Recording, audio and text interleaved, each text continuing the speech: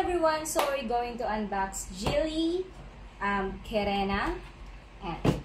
Nabili ko siya Shopee, pero S-Pay later lang, kaya later ko na lang babayaran.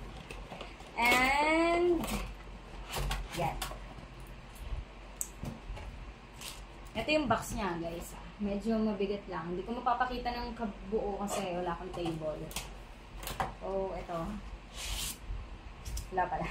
Kala ko marami siyang freebies, pero it's fine.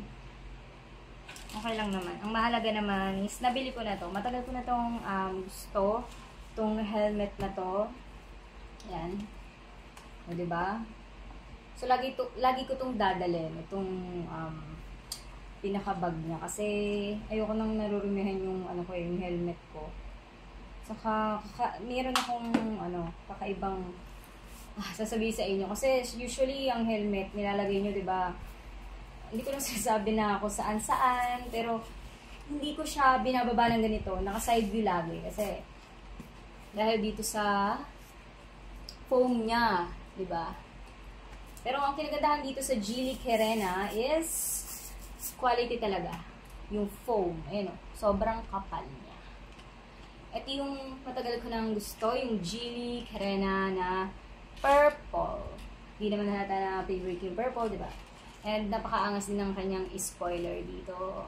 Look at that. Yan. So, tignan natin yung kanyang visor. Single visor lang. Okay lang. Gusto ko sana ng dual visor, pero it's worth the price naman. Saka utang lang naman. So, yeah. Pwede nyo bayaran kung gusto nyo. Ayan siya. Diba? Look at the details. And ang angas din na, ito rin pinagustuhan ko dito. Yung sa side niya. Diba? Yung titignan niyo guys. And syempre, hindi lang ito yung visor niya. Meron din siyang kasamang clear visor. So, pwede nyo pagpapalitin kung ano trip nyo.